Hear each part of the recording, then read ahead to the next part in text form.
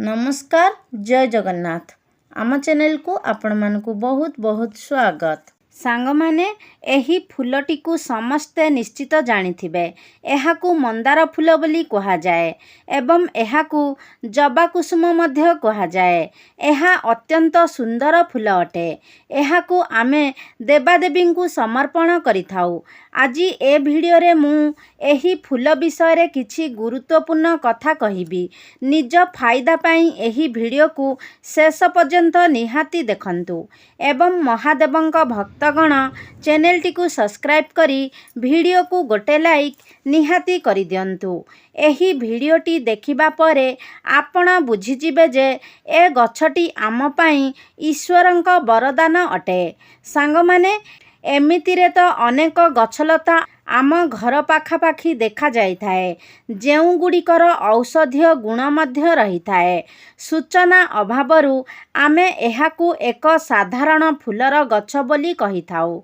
एहाकु मंदार फूल एवं इंग्राजी रे hibiscus flower बोली कहा जाए। एहा एक लाल रंगर फूल अटे। एहार चारि प्रजाति थाए जेमिति कि हलदिया, नाली, गोलापी एवं धला रंगर मंदार फूल देखिबाकू मिले। आयुर्वेद एवं पूजा पाठ पाई ए फूलर अनेक महत्व रहिछि। एबे चलंतु एहार चमत्कारी लाभ विषय रे जानिबा। इंटरनेट रे सर्च कले आपण एहा विषय रे अनेक तथ्य पाई परिबे। ए गछटी आपण समस्तंक घरे प्राय थाई पारे। एहाकु आमे निज बाड़ी बगीचारे शोभा बढ़ाइबा पाई लगाई थाउ। सांग माने प्रथमे चलंतु जानिबा एहार किछि लाभ विषय रे। ए गछकु बाड़ी बगीचारे लगाइले कौन हुए आमे एहार धार्मिक महत्वरु आरंभ करिबा एवं शेषरे एहार आयुर्वेदिक प्रयोग विषय रे मध्य जानिबा। एहार अनेक चमत्कारी प्रयोग विषय रे आज जानिबा। भिडियोटी आरंभ करिबा पूर्वरु चैनल टी को सब्सक्राइब निहाती करि दियंतु। सांग माना जाए कि एही गछ जेउ स्थान रे लगा जाए सेठारे सकारात्मक ऊर्जार संचार होइथाए। से स्थान रे जेउ नकारात्मक ऊर्जा थाए मंदार गछ ताहाकू दूर करि दिए। घरे एही गछ लगाइबाकू अत्यंत शुभ एवं मंगलकारी माना जाए। जेउ लोकर कुंडली रे सूर्य देवंकर खराब प्रभाव पड़े सेमानकू एही फूलर गछ लगाइबा उचित। सूर्य कमजोर हेले व्यक्ति डरुआ स्वभावर होइथाए। मनुष्य भितरु साहस सरी जाए। मनुष्य को कार्य सफलता प्राप्त होई न थाए। व्यक्ति को धनहानि मानहानि हेबा सह चर्म रोगर शिकार हेबाकू पड़ी थाए। एही सबु लक्षण को देखी आपण जानि परिबे जे आपणकू सूर्यंकर खराब प्रभाव पड़ुची बोली।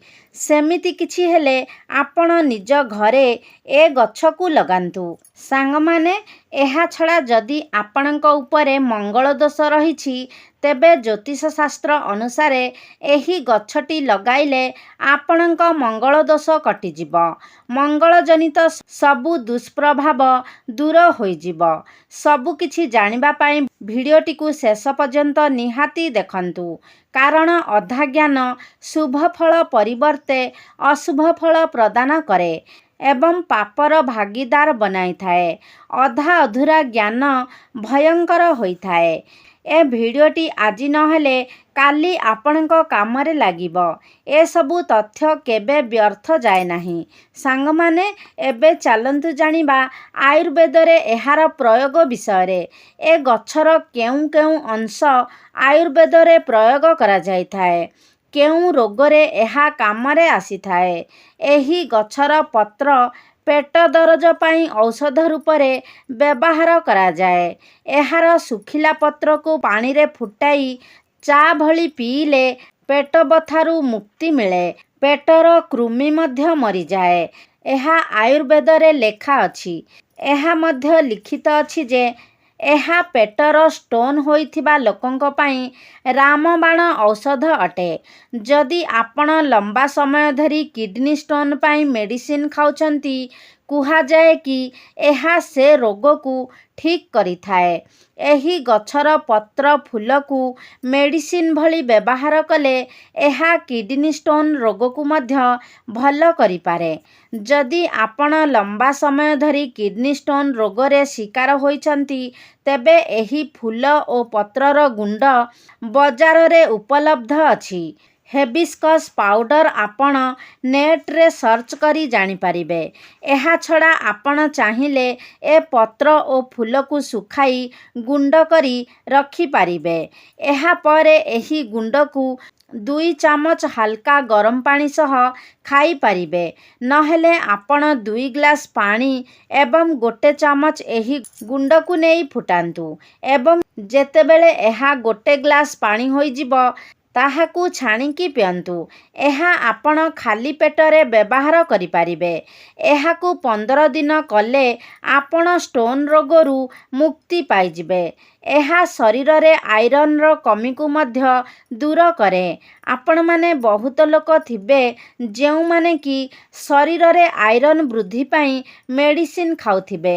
ଯଦି ଆପଣ ଏହି ପତ୍ର ଓ ଫୁଲର ଚା ବନାଇ ପିଇବେ, ତେବେ ଆପଣଙ୍କ ଶରୀରରେ ଆଇରନ୍ର କମି ଦୂର ହୋଇଯିବ। ଏଥିରେ ଗୁଡ଼ ମିଶାଇ ପିଇପାରିବେ। ଅନ୍ୟ କିଛି ମିଶାଇବା ଜରୁରୀ ନୁହେଁ। ଆପଣ କ'ଣ କରିବେ ନା, ଏହି ଫୁଲକୁ ପାଣିରେ ଫୁଟାଇ ଅଳ୍ପ ଗୁଡ଼ ମିଶାଇ ଚା ଭଳି ପିଇବେ। ଏହା ଶରୀରରେ ରକ୍ତ ଆଇରନ୍ର କମିକୁ ଦୂର କରିବ। ସାଙ୍ଗମାନେ, ମା ଦୁର୍ଗାଙ୍କୁ ମନ୍ଦାର ଫୁଲ ଅତ୍ୟନ୍ତ ପସନ୍ଦ ହୋଇଥାଏ। ଏହା ସହ ହନୁମାନଙ୍କୁ ମଧ୍ୟ ମନ୍ଦାର ଫୁଲ ଅତ୍ୟନ୍ତ ପ୍ରିୟ ହୋଇଥାଏ। ଲାଲ ରଙ୍ଗର ହୋଇଥିବାରୁ ଏହା ମା ଦୁର୍ଗାଙ୍କୁ ଅତ୍ୟନ୍ତ ପ୍ରିୟ ଅଟେ। ନବରାତ୍ରି ସମୟରେ ମନ୍ଦାର ଫୁଲର ଅନେକ ଚମତ୍କାରୀ ପ୍ରୟୋଗ କରାଯାଇଥାଏ। ଏହା ମା ତାରିଣୀଙ୍କୁ ମଧ୍ୟ ଅର୍ପଣ କରାଯାଏ। ବିଶେଷ ମନୋକାମନାର ପୂରଣ ପାଇଁ ଏହି ଫୁଲକୁ ମା ଲକ୍ଷ୍ମୀଙ୍କୁ ଅର୍ପଣ କରାଯାଇଥାଏ। ସୁଖ ସମୃଦ୍ଧି ପାଇଁ ଏ ଫୁଲକୁ ଦେବୀମାନଙ୍କୁ ଅର୍ପଣ କରାଯାଏ। ମଙ୍ଗଳ ଗ୍ରହ ଲାଲ ରଙ୍ଗର ଏବଂ ଏ ଫୁଲ ମଧ୍ୟ ଲାଲ ରଙ୍ଗର ଅଟେ। ଯେଉଁ ବ୍ୟକ୍ତିର କୁଣ୍ଡଳୀରେ ମଙ୍ଗଳ ଦୋଷ ଥାଏ, ବିବାହରେ ଡେରି ହେଉଥାଏ, ରକ୍ତ ସମ୍ବନ୍ଧୀୟ ଏବଂ ଚର୍ମ ରୋଗ ହୋଇଥାଏ କିମ୍ବା ବାହାଘର ପରେ ନିଜ ଜୀବନସାଥୀ ସହିତ ସମ୍ପର୍କ ଖରାପ ହେବାକୁ ଲାଗେ, ଏହିସବୁ ମଙ୍ଗଳ ଦୋଷ କାରଣରୁ ହୋଇଥାଏ। ମଙ୍ଗଳ ଦୋଷରୁ ମୁକ୍ତି ପାଇବା ପାଇଁ ମନ୍ଦାର ଗଛକୁ ଆପଣ ନିହାତି ଲଗାନ୍ତୁ ଏବଂ 1 ମନ୍ଦାର ଫୁଲ ଶ୍ରୀରାମଙ୍କୁ ଧ୍ୟାନ କରି ପ୍ରତିଦିନ ହନୁମାନଙ୍କୁ 3 ମାସ ପର୍ଯ୍ୟନ୍ତ ଚଢ଼ାନ୍ତୁ। ହନୁମାନ ପ୍ରସନ୍ନ ହେବେ ଏବଂ ଆପଣଙ୍କ କୁଣ୍ଡଳୀର ମଙ୍ଗଳ ଦୋଷ ଦୂର ହୋଇଯିବ। ମଙ୍ଗଳ ଦୋଷ ଲାଗିବା କାରଣରୁ ହିଁ ବ୍ୟକ୍ତିର ଉନ୍ନତି ହୋଇପାରିନଥାଏ। ସମ୍ପର୍କରେ ଫାଟ ସୃଷ୍ଟି ହୁଏ। ଯେଉଁ ବ୍ୟକ୍ତିର ମଙ୍ଗଳ ଦୋଷ ଚାଲିଥାଏ, ତାଙ୍କ ବୈବାହିକ ଜୀବନ ଦୁଃଖରେ ବିତେ। ବୈବାହିକ ଜୀବନରେ ଅନେକ ସମସ୍ୟା ଦେଖାଦିଏ। ଯାହା ଉପରେ ମଙ୍ଗଳ ଦୋଷ ରହିଛି ଏବଂ ଯେଉଁ ବ୍ୟକ୍ତିର ବିବାହ ହୋଇପାରୁନାହିଁ, ସେମାନେ ମନ୍ଦାର ଗଛ ନିଜ ବଗିଚାରେ ଲଗାନ୍ତୁ ଏବଂ ପ୍ରତିଦିନ 1 ଫୁଲ ହନୁମାନଙ୍କୁ ଚଢ଼ାନ୍ତୁ। କିନ୍ତୁ ସ୍ତ୍ରୀ ଲୋକମାନେ ହନୁମାନଙ୍କୁ ଛୁଅନ୍ତୁ ନାହିଁ। ସ୍ତ୍ରୀ ଲୋକମାନେ ହନୁମାନଙ୍କୁ ଛୁଇଁବା ବର୍ଜିତ ଅଟେ। କିନ୍ତୁ ଆପଣ ହନୁମାନଙ୍କର ପୂଜା କରିପାରିବେ। ହନୁମାନଙ୍କୁ ଦୂରରୁ ଫୁଲ ଚଢ଼ାଇ ପାରିବେ। ଶ୍ରୀରାମଙ୍କ ଧ୍ୟାନ କରି 1 ଫୁଲ ଚଢ଼ାନ୍ତୁ। 5ଟି ଫୁଲ ଚଢ଼ାଇବା ଅତ୍ୟନ୍ତ ଶୁଭ ହୋଇଥାଏ। ପ୍ରତ୍ୟେକ ଦିନ 5ଟି ଫୁଲ ସମ୍ଭବ ନହେଲେ ଆପଣ 1 ଫୁଲ ଚଢ଼ାଇ ପାରିବେ। ଆପଣଙ୍କୁ ନିଶ୍ଚିତ ରୂପେ ଲାଭ ମିଳିବ। ଏ ଉପାୟ ସ୍ତ୍ରୀ ପୁରୁଷ ଉଭୟ କରିପାରିବେ। ମଙ୍ଗଳ ଦୋଷ ଦୂର ହେବା ସହ ହନୁମାନଙ୍କ କୃପା ମଧ୍ୟ ଆପଣ ପ୍ରାପ୍ତ କରିବେ। ଯେଉଁ ଲୋକ ପ୍ରତିଦିନ 3ଟି କିମ୍ବା 5ଟି ଫୁଲ ହନୁମାନଙ୍କୁ ଚଢ଼ାଏ, ତାହାକୁ ଅଷ୍ଟସିଦ୍ଧି ନବନିଧିର ପ୍ରାପ୍ତି ହୋଇଥାଏ ଏବଂ ହନୁମାନ ଆପଣଙ୍କ ଜୀବନରେ ଚାଲିଥିବା ସମସ୍ତ ସମସ୍ୟାର ସମାଧାନ କରିଦେବେ।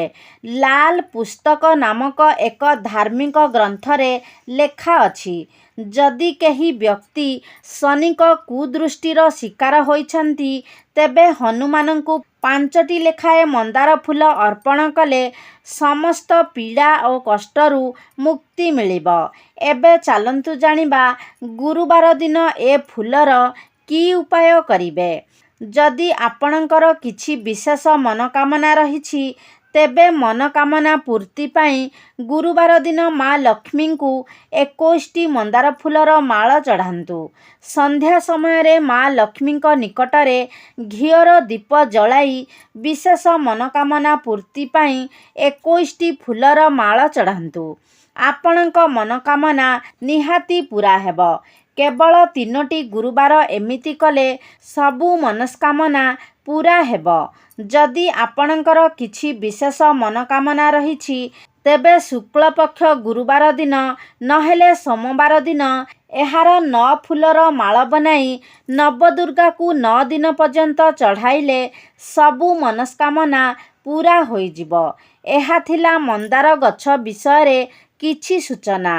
ତ ସାଙ୍ଗମାନେ, ଆଶା କରୁଛି ଆଜିର ଭିଡ଼ିଓଟି ଆପଣମାନଙ୍କୁ ନିଶ୍ଚିତ ଭାବରେ ଭଲ ଲାଗିଥିବ। ଯଦି ଭଲ ଲାଗିଛି ତାହେଲେ ଲାଇକ୍ କରନ୍ତୁ, ସେୟାର କରନ୍ତୁ। ଆମ ଚ୍ୟାନେଲକୁ ଯଦି ସବସ୍କ୍ରାଇବ୍ କରିନାହାନ୍ତି ତାହେଲେ ସବସ୍କ୍ରାଇବ୍ କରିଦିଅନ୍ତୁ। ସର୍ବେ ଭବନ୍ତୁ ସୁଖିନଃ। ଧନ୍ୟବାଦ।